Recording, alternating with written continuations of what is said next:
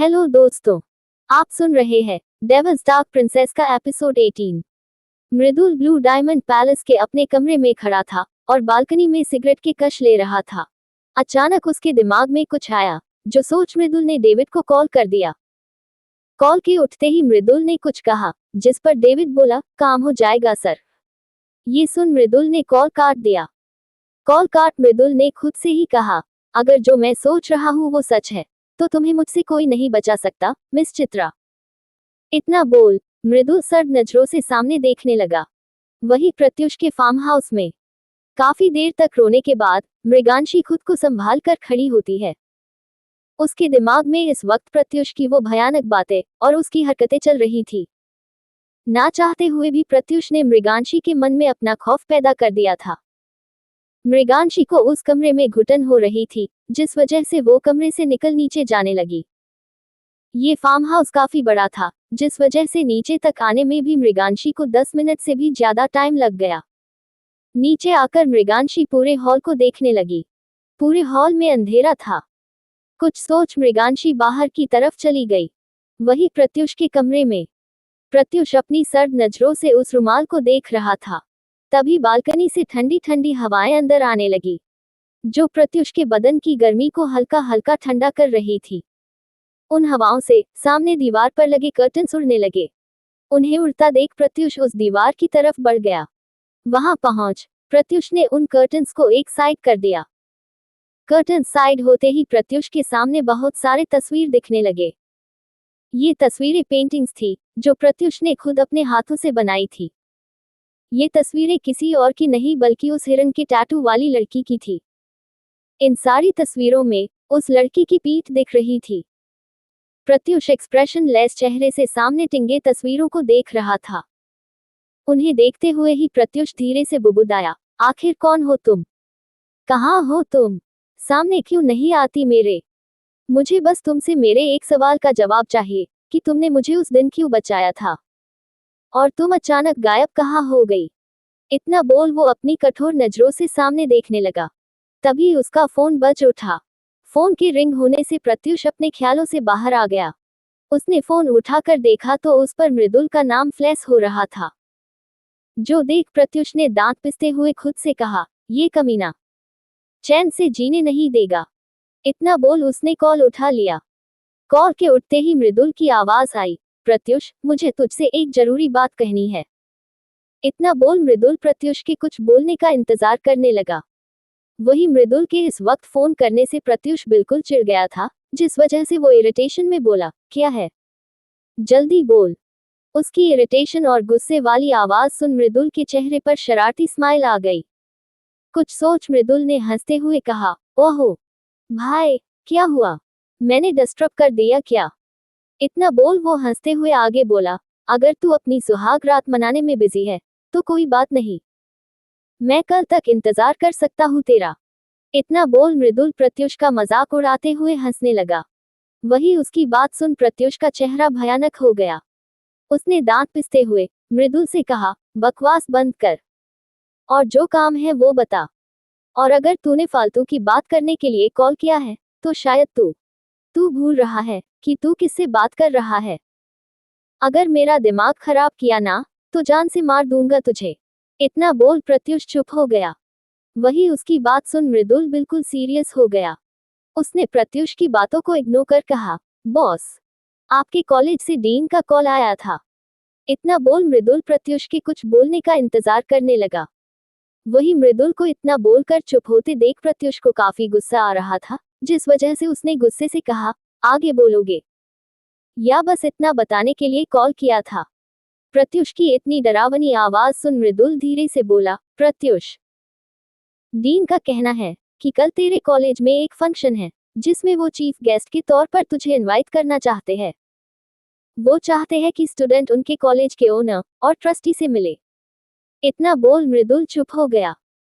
वही उसकी बात सुन प्रत्युष उसी लहजे में बोला, अग्निहोत्री को कह दो कि मिस्टर सूर्यवंशी के पास ऐसे फालतू फंक्शंस में आने का टाइम नहीं है। इस पर मृदुल जल्दी से बोला, प्रत्युष, मेरे हिसाब से तुम्हें जाना चाहिए। ये सुन प्रत्युष ने इरिटेट होकर कहा, तेरा दिमाग खराब हो गया है क्या?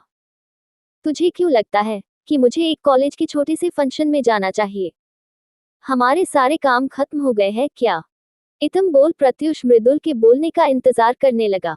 उसकी बात सुन मृदुल जल्दी से बोला, देख भाई, ये कॉलेज ओमजा नॉर्थन यूनिवर्सिटी है, तो तेरी बीवी भी जरूर आएगी। तो तू नहीं चाहता कि तू मृगांशी को थोड़ा बहुत जाने? मैंने यही सोचकर तेरे कल के सारे मीटिंग्स शेड्यूल कर दिए हैं, तो इस हिसाब से कल तू बिल्कुल फ्री है। इतना बोल मृदुल चुप हो गया। वही उसकी बात सुन प्रत्युष धीरे धीरे मान रहा था, जिस वजह से उसने कल कॉलेज चलने की परमिशन दे दी। प्रत्युष की हाँ सुन मृदुल बोला, ठीक है, तो मैं उस अग्निहोत्री को अभी कंफर्मेशन दे देता हूँ। इस पर प्रत्युष ने बस हाँ बोलकर कॉल काट दिया। फोन के कटने के बाद प्रत्युष खुद से ही बोला, सो मिसेस सूर्यवंशी, कल कॉलेज में मुझे देखकर तुम्हारे चेहरे का रंग कैसे उड़ता है, ये देखने तो मैं जरूर आऊंगा। इतना बोल प्रत्युष डेविल स्माइल करने लगा। तभी उसे एहसास हुआ कि वो अभी भी शर्टलेस है, जिस वजह से उसने अपनी एक व्हाइट शर्ट पहन ली और अपना फोन उठाकर बालकनी की तरफ बढ़ गया। वही मृगांशी हॉल से बाहर निकल गार्डन की तरफ जाने लगी।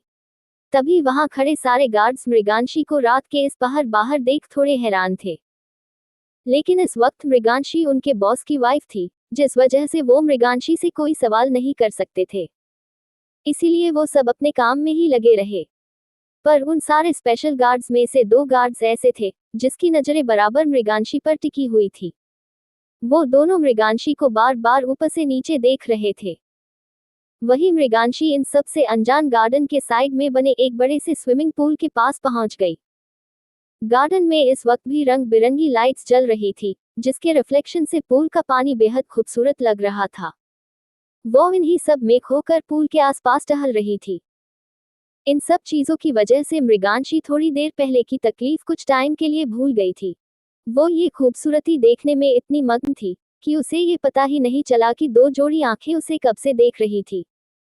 प्रत्युष जब बालकनी में खड़ा अपने ऑफिस का काम कर रहा था, मृगांशी को पूल के पास टहलता देख उसे घूरने लगा। प्रत्युष की नजरें काफी देर से मृगांशी के गोरे चेहरे पर टिकी थी। वही मृगांशी इन सब से अनजान ठहरे हुए पानी को देखने में मग्न थी। तभी प्रत्युष की नजर उन दोनों गार्ड्स पर पड़ी, जो मृगांशी से थोड़ी दूर पर खड़े उसे अपनी गंदी नजरों से ताड़ रहे थे। उन दोनों को देखते ही प्रत्युष के चेहरे के भाव बिल्कुल बदल गए। उसकी आंखें डार्क हो गई। उसने उन दोनों को घूरते हुए ही अपना फोन निकाल किसी को कॉल किया। अगले ही पल वो दोनों गार्ड्स वहां से गायब हो गए। वही मृगांशी इन सब से बेखबर अपने और प्रत्युष के रिश्ते के बारे में सोच रही थी। वो समझ नहीं पा रही थी कि वो ये बिना नाम, बिना हक और बिना प्यार के शादी कैसे निभाएगी। वो ऐसे इंसान के साथ कैसे रहेगी जो उसे जिंदगी के हर मोड़ पर तकलीफ देना चाहता है। वो यही सब सोच रही थी कि उसे अचानक याद आया कि उसे प्रत्युष से कॉलेज जाने की परमिशन मांगनी है, क्योंकि वो ऐसा कोई काम नहीं करना चाहती थी जिससे उसके भाई की जान पर बने। इसीलिए वो इस घर में अपना हर कदम प्रत्युष के हिसाब से रखने पर मजबूर थी। यही पूछने का सोचकर मृगांशी अंदर जाने के लिए पीछे मुड़ी। अचानक से मृगांशी किसी सख्त चीज से टकरा गई। प्रत्युष के चौड़े सीने से टकराते ही मृगांशी पीछे की तरफ गिरने लगी, लेकिन प्रत्युष में फुर्ती दिखाते हुए मृगांशी के कमर में हाथ डालकर उसे गिरने से बचा लिया था। वही मृगांशी अपनी आंखें बंद किए गिरने का इंतजार कर रही थी और प्रत्युष उसके चेहरे को अपनी गहरी नजरों से देख रहा था। तभी प्रत्युष मृगांशी को देख बोला, थोड़ा कम खाया करो, तुम्हारे और मेरे दोनों के लिए अच्छा होगा, वरना जितना तुम्हारा वेट है ना, कहीं में भी तुम्हारे साथ ही ना गिर जाओ। इतना बोल प्रत्युष मृगांशी के चेहरे को देखने लगा। वही प्रत्युष की बात सुन मृगांशी अपने सेंस में आई। उसने झटके से अपनी आंखें खोल दी। इस वक्त उसके सामने प्रत्युष का हल्का मुस्कुराता हुआ बेहद हैंडसम चेहरा था, जो देख एक पल को मृगांशी की दिल की धड़कनें तेज हो गई। गार्डन की शांति में प्रत्युष को मृगांशी की दिल की धड़कनें साफ सुनाई दे रही थी, जो सुन प्रत्युष मृगांशी का मजाक उड़ाते हुए बोला, आई नो कि मैं बहुत हैंडसम हूँ, पर इसका मतलब ये नहीं कि तुम मुझे ऐसे घूरकर अपनी धड़कनें बढ़ा लो। इतना बोल प्रत्युष हंसने लगा। वही प्रत्युष को ऐसे हंसते देख और उसकी बात सुन मृगांशी हैरान हो गई, साथ ही साथ चेप गई। तभी मृगांशी जल्दी से उससे दूर होकर खड़ी हो गई और उसकी बातों का तंज भरे लहजे में जवाब देते हुए बोली, मुझे नहीं पता था कि हाथी के दांत खाने के कुछ और दिखाने के कुछ और है। इतना बोल मृगांशी प्रत्युष को घूरने लगी। वही उसकी बात सुन प्रत्युष की भौहें तन गई। उसे मृगांशी की बात समझ नहीं आई थी, जिस वजह से वो मृगांशी को देख बोला, कहना क्या चाहती हो, कॉटन कैंडी। इस पर मृगांशी मुंह बनाते हुए बोली, वही। इतनी अच्छी खासी बॉडी का क्या मतलब, जब मेरे जैसी मासूम और पतली लड़की भी आपको भारी लग रही है। इसका तो यही मतलब है ना, कि बॉडी दिखाने के लिए इतनी बनी है, आपके अंदर दम ही नहीं है। इतना बोल मृगांशी प्रत्युष के चेहरे को देखने लगी। वही उसकी बात सुन प्रत्युष के चेहरे पर डेविल स्माइल आ गई। उसने उसी डेविल स्माइल के साथ मृगांशी को देख कहा, थोड़ी देर पहले अपनी ताकत का नमूना दिखाने वाला था, लेकिन अफसोस मुझे तुम पर दया आ गई। लेकिन शायद जो तुमने उस वक्त नहीं देखा, वो अब देख लो। इतना बोल वो मृगांशी के करीब जाते हुए आगे बोला, मेरे अंदर की ताकत देखना है ना तुम्हें, आओ फिर। ये बोलते हुए प्रत्युष धीरे धीरे मृगांशी के करीब जाने लगा, जो देख मृगांशी का चेहरा अजीब हो गया। उसने उसी अजीब एक्सप्रेशन से प्रत्युष को देख कहा, मुझे कोई नमूना देखने का शौक नहीं है। इतना बोल वो प्रत्युष को बिना एक नजर देखे वहां से भाग गई। उसे इस तरह भागता देख प्रत्युष हंसने लगा। वो हंसते हुए ही जाती हुई मृगांशी को देखने लगा। मृगांशी को देखते देखते अचानक प्रत्युष के चेहरे के भाव बदल गए। अचानक उसकी हंसी पूरी तरह से गायब हो गई। उसके चेहरे पर पहले की तरह कठोरता और बेरहमी आ गई। उसने खुद से ही गुस्से से कहा, ये क्या हो रहा है? अभी एक दिन भी नहीं हुए इस लड़की को यहाँ आए, और मैं इससे इस तरीके से कैसे बात कर सकता हूँ? इतना बोल वो झुंझलाते हुए एक नजर पीछे मुड़कर देखता है। तभी उसे अंदर से मृगांशी आते हुए दिखती है। उसे देख इस बार प्रत्युष की नजरें बिल्कुल नहीं बदलती। वो उसी कठोरता से उसे देखता रहता है। जैसे ही मृगांशी की नजर प्रत्युष के पहले जैसे चेहरे पर पड़ी, उसकी हालत खराब हो गई। वो जो बोलने आई थी, प्रत्युष के ऐसे चेहरे ने मृगांशी के दिमाग से सब कुछ गायब कर दिया था। उसे इस तरह चुपचाप खुद को घूरते देख प्रत्युष गुस्से से बोला, क्या दिक्कत है तुम्हारी? क्यों आई हो दोबारा यहाँ? इतना बोल वो कुछ सोचकर आगे बोला, जस्ट अ मिनट। तुम्हें जहाँ जाना है जाओ, लेकिन हर रात 8 बजे के बाद तुम मुझे यही मेरे फार्म हाउस में चाहिए। अगर किसी भी दिन तुम टाइम पर नहीं आए तो तुम्हारा कहीं भी जाना बंद। इतना बोल वो बिना मृगांशी को एक नजर देखे वहां से अपने कमरे में चला गया। वहीं दूसरी तरफ, दूर मैक्सिको में, उसी बिल्डिंग के ऊपर एक प्राइवेट जेट खड़ा था, जिसके सामने लाइन से ब्लैक सूट पहन डैनियल के गार्ड्स खड़े थे। वही खड़ी एलिस उस जेट को अपनी सख्त नजरों से देख रही थी। तभी वहां डैनियल आया। उसके आते ही एलिस उसे देख बोली, okay dad, it's time for me to go. Panther must be waiting for me dad. इतना बोल एलिस डेविल स्माइल करने लगी। वही उसकी बात सुन डैनियल बिना कुछ बोले हाँ में सिर हिला दिया। उसकी हामी देख एलिस सीधे जाकर अपने प्राइवेट जेट में बैठ गई। बाहर खड़ा डैनियल जेट को देख ईविल स्माइल करते हुए बोला, बस कुछ वक्त और पेंथर, फिर मैं भी आ रहा हूँ तुम्हारा ये खूनी खेल देखने। इतना बोल डैनियल डेविल स्माइल करने लगा। दोस्तों आज के लिए बस इतना ही। आगे जानने के लिए सुनिए डेविल्स डार्क प्रिंसेस का अगला एपिसोड सिर्फ कहानी बॉक्स एफएम पर।